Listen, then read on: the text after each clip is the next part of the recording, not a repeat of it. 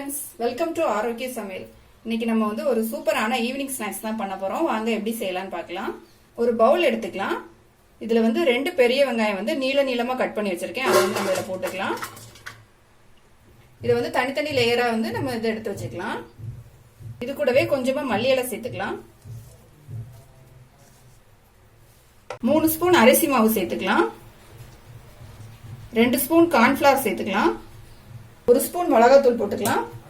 1/2 teaspoon தனியாத்தூள், 1/2 teaspoon garam masala, 1/4 teaspoon மஞ்சள்தூள். இது எல்லாத்தையும் நல்லா மிக்ஸ் பண்ணிடலாம். இப்படி லைட்டா கை வச்சு நம்ம இது எல்லாத்தையும் வந்து மிக்ஸ் பண்ணிக்கலாம். இந்த மாதிரி மிக்ஸ் பண்ணி எடுத்துக்கணும். மிக்ஸ் பண்ணிட்டு இதை வந்து ஒரு 2 நிமிஷம் நம்ம வந்து அப்படியே எடுத்து வச்சிடலாம். ஒரு பவுல் எடுத்துக்கலாம். இதுல வந்து 2 உருளைக்கிழங்கு வந்து வேக வச்சு எடுத்திருக்கேன். இதை வந்து நம்ம இதில் போட்டுக்கலாம். ஒரு 1/2 டீஸ்பூன் அளவுக்கு கரம் மசாலா சேர்த்துக்கலாம். 1/4 டீஸ்பூன் சில்லி ஃபிளேக்ஸ் போட்டுக்கலாம். கொஞ்சமா மல்லி இலை சேர்த்துக்கலாம். கொஞ்சமா உப்பு போட்டுக்கலாம். ஒரு பாதி லெமன் எடுத்திருக்கேன். இதையும் நம்ம இது கூட புழிஞ்சு ஊத்திடலாம். இது எல்லாத்தையும் நல்லா மிக்ஸ் பண்ணிடலாம். இப்போ எல்லாத்தையும் நல்லா மிக்ஸ் பண்ணி எடுத்துட்டேன்.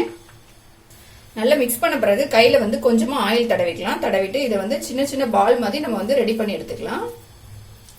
இந்த மாதிரி சின்ன சின்ன சைஸா வந்து நம்ம உருட்டி எடுத்துக்கலாம்.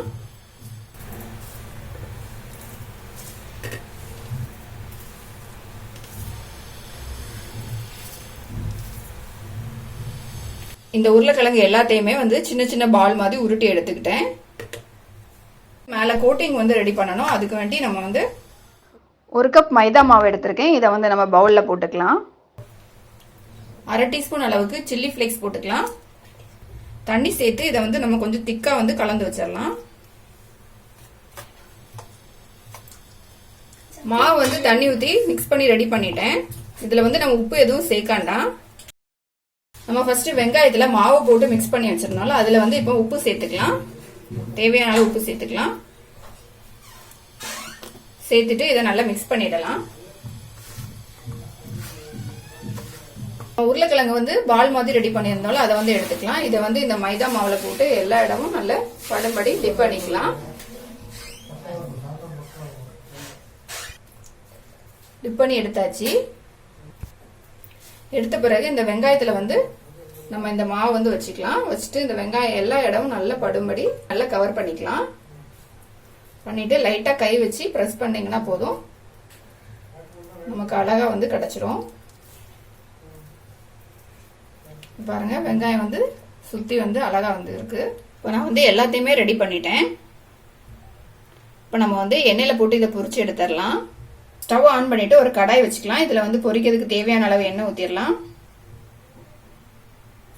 எண்ணெய் வந்து சூடாயிடுச்சு. இப்போ நம்ம வந்து ஸ்டவ்வை வந்து கொஞ்சம் மீடியமான ஃப்ளேம்ல வச்சுக்கலாம்.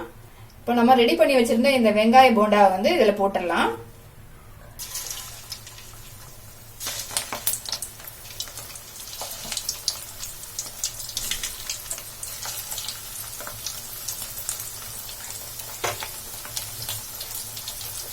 இன்னொரு பக்கம் வந்து நம்ம திருப்பி விட்டுக்கலாம்.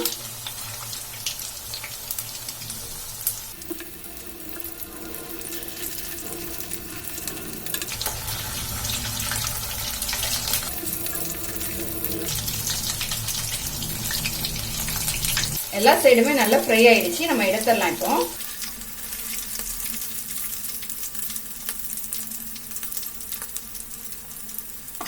நம்மளோட டீ டைம் ஸ்நாக்ஸ் வந்து ரெடி ஆயிடுச்சு. இந்த வீடியோ உங்களுக்கு பிடிச்சிருந்தா லைக் பண்ணுங்க, ஷேர் பண்ணுங்க, மறக்காம என்னோட சேனலை சப்ஸ்கிரைப் பண்ணுங்க.